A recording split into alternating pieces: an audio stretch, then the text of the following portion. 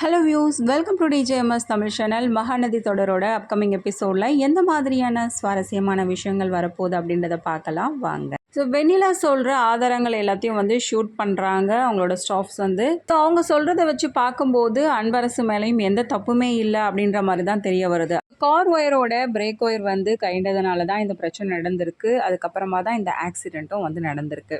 So முழுக்க நம்ம வெண்ணிலாவுடைய அப்பா அம்மா இறக்கிறதுக்கு அன்பரசு மேலே எந்த தப்பும் இல்லாத போது அப்புறம் எப்படி விஜய் மேலே இந்த பழி போகும்? ஸோ எல்லாத்தையும் வந்து ரெக்கார்ட் பண்ணி முடிச்சதுக்கப்புறமா வந்து காவேரி வந்து அவங்க ஸ்டாஃப்ஸ் கிட்ட கண்ணை காட்டுறாங்க. ஓகே அப்படின்னு சொல்லிட்டு சரி எல்லாத்தையும் சொன்னதுக்கப்புறமா ஒரு சத்தியம் வந்து கேட்குறாங்க வெண்ணிலா.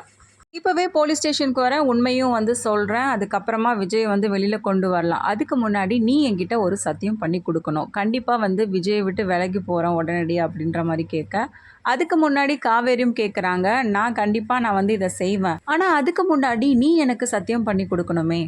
விஜயை நீ ஃபஸ்ட்டு வெளியில் கொண்டு வா, அதுக்கப்புறமா நீ சொன்னதையும் நான் செய்கிறேன் அப்படின்னு சொல்லிட்டு காவேரியும் வந்து சொல்ல, அதுக்கப்புறமா வெண்ணிலா கேள்வி கேட்க ஆரம்பிக்கிறாங்க. ஆமாம், கொஞ்ச நேரத்துக்கு முன்னாடி நீ என்ன சொல்லி இந்த இடத்துக்கு என்னை கூட்டிகிட்டு வந்த? நான் விஜயை விட்டு விலகி போயிடுறேன், விஜய் உன் கூட சேர்த்து வைக்கிறேன்னு சொல்லி தானே என்னை கூட்டிகிட்டு வந்த, இப்போ என்னன்னா மாற்றி பேசிகிட்டு இருக்கே அப்படின்னு சொல்லிட்டு வெண்ணிலா கேள்வி கேட்க, இங்கே பார் வெண்ணிலா, திரும்ப திரும்ப பேசினதையே பேசிகிட்டு இருக்காத. நான் சொல்கிறது ஒரே ஒரு முடிவு தான், விஜயை நீ இப்போவே வெளியில் கொண்டு வரணும், அதுக்கப்புறமா விஜயோட முடிவு தான் எதுவாக இருந்தாலும் அப்படின்னு சொல்கிறாங்க. உன் பேச்சை கேட்டு நான் உன் கூட வந்தது என்னோட தப்பு தான் அப்படின்னு சொல்லிட்டு என்ன பண்ணுறாங்க, அங்கேருந்து 3 பேருமே கிளம்பி இந்த இடத்துக்கு வந்துடுறாங்க. என்னம்மா வெண்ணிலா, போன காரியம் என்னாச்சு, காவேரி கிட்ட பேசுனியா, என்ன சொன்னாவா அப்படின்னு சொல்லிட்டு பசுபதி ராகினி 2 பேருமே கேட்க, அவள் அங்கே மாற்றி தான் பேசிகிட்டு இருந்தா அப்படின்னு சொல்கிறாங்க. இன்னொரு பக்கம் காவேரி என்ன பண்ணுறாங்க, கையில் வச்சுருக்க ஆதாரத்தை கொண்டு போயிட்டு காட்டுறாங்க உள்ள. இந்த ஆதாரத்தை கேட்கும்போது தான் உண்மை எல்லாமே வந்து வெளிவருது. ஸோ விஜய் மேலே எந்த தப்புமே இல்லை அப்படின்றதையும் வந்து புரிஞ்சுக்கிறாங்க. அதனால் எல்லாரையும் வந்து விசாரணை பண்ணுறாங்க. எதுக்காக வந்து ஒரு நல்ல நிரபராதியை வந்து குற்றவாளியை இங்கே வந்து காட்டியிருக்கீங்க அப்படின்னு சொல்லிட்டு கேள்வி கேட்க ஆரம்பிக்கிறாங்க. இன்னொரு பக்கம் ராதாவும் என்ன பண்ணுறாங்க, தன்னோட மனசாட்சியை கொண்டுட்டு அங்கே இருக்க முடியாது அப்படின்ற நோக்கத்தோட விஜயை காப்பாற்றணும் அப்படியே ஒரே எண்ணத்தோடு என்ன பண்ணுறாங்க, போலீஸ் ஸ்டேஷனுக்கு வராங்க. நடந்த உண்மைகளை பற்றி வந்து சொல்கிறாங்க. விஜய் மேலே எந்த தப்புமே இல்லை அப்படின்றதையும் வந்து சொல்கிறாங்க. ராதாவை பார்த்து அன்பரசும் வந்து கேள்வி மேலே கேள்வி கேட்க ஆரம்பிக்கிறாங்க. நீ எதுக்காக இங்கே வந்த, நான் உங்ககிட்ட என்ன சொல்லிட்டு வந்தேன், உன்னோட புள்ள வாழ்க்கை நல்லா இருக்கும்னு எதிர்பார்க்கலையே அப்படி. விஜயும் என்னோட புள்ள தாங்க, என்னோட மனசாட்சியை கொண்டுட்டு அங்கே என்னால் இருக்க முடியல அப்படின்னு சொல்லிட்டு ராதாவும் சொல்கிறாங்க. அதுக்கப்புறமா விஜய் மேலே எந்த தப்புமே இல்லை அப்படின்றது தெரிய வருது. எல்லாருக்குமே வந்து நோஸ் கட் ஆன மாதிரி இருக்குது. பசுபதி, ராகினி, மற்றவங்க எல்லாருக்குமே.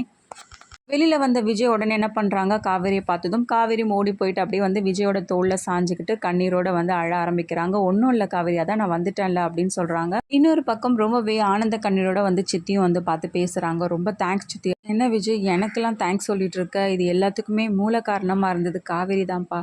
காவேரி மட்டும் என்கிட்ட வந்து பேசலாம், கண்டிப்பாக இந்த இடத்துக்கு நான் வந்திருப்பானான்னு எனக்கு தெரியலப்பா அப்படின்னு சொல்லிட்டு ராதா சொல்கிறாங்க. இன்னொரு பக்கம் தாத்தாவும் பார்த்தீங்கன்னா காவேரியை பற்றி ரொம்பவே பெருமையாக வந்து பேசிகிட்டு இருக்காங்க. நீ வெளியில் கொண்டு வரணும் அப்படின்றதுக்காக காவேரி என்னெல்லாம் கஷ்டப்பட்டா தெரியுமாப்பா, இந்த ஆதாரத்தை கொண்டு வந்ததும் காவேரி தான்ப்பா, காவேரியில் மட்டும்தான் உன்னை வெளியில் கொண்டு வர முடிஞ்சுது அப்படின்னு சொல்லிட்டு ரொம்பவே பெருமையாக பேசிகிட்டு இருக்காங்க. இதை நினச்சி ரொம்பவே வந்து கண் கலங்கி போகிறாரு விஜய். இன்னொரு பக்கம் வெண்ணிலாவை பார்த்து ரொம்பவே கேவலமாக பேச ஆரம்பிக்கிறாரு. நீலாம் வந்து என்னதான் ஒரு ஜென்மமோ, உன் மேலே இருந்த கொஞ்ச நஞ்ச மரியாதை கூட நீயே கெடுத்துக்கிட்ட அப்படின்னு சொல்லிட்டு வெண்ணிலாவை பார்த்து காரி துப்பின மாதிரி பேசிட்டு போறாரு விஜய். காவேரி சாப்பிட்டதான் நினைச்சு ரொம்பவே கேரிங்காக பார்த்துக்கிறாரு காவேரி. அதுக்கப்புறமா காவேரியை வீட்டில் கூட்டிட்டு போய் விடுறாரு.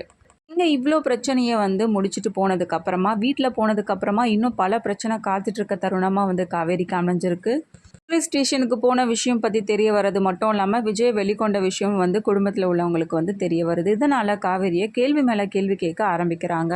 காவேரிக்கும் அவங்க குடும்பத்தில் உள்ளவங்களுக்கும் வாக்குவாதம் அதிகமாகிற தருணத்தில் கடைசியாக வந்து காவேரி சொல்கிறாங்க, எந்த தப்புமே பண்ணாமல் இருக்க அவர் எதுக்கு தண்டனை அனுபவிக்கணும், அதனால தான் அவரை காப்பாற்றுறதுக்காக நான் போனேன். நீ என்னதான் முடிவெடுத்திருக்க காவேரி அப்படின்னு சொல்லிட்டு சாரதாவும் கேட்க, இதுக்கப்புறமாவும் ப்ரெஷர் தாங்க முடியாத காவேரி விஜய் கூட நான் சேர்ந்து தான் வாழ போகிறேன் அப்படின்ற முடிவை வந்து டக்குன்னு வந்து சொல்கிறாங்களா, தான் கர்ப்பமாக இருக்கின்ற விஷயத்தை பற்றியும் வந்து வீட்டில் உள்ளவங்ககிட்ட சொல்லி புரிய வைக்கிறாங்களா, இது எல்லாமே தெரிஞ்சுக்கலாம். அதுக்கு மறக்காமல் நம்ம சேனலை வந்து சப்ஸ்கிரைப் பண்ணிக்கோங்க.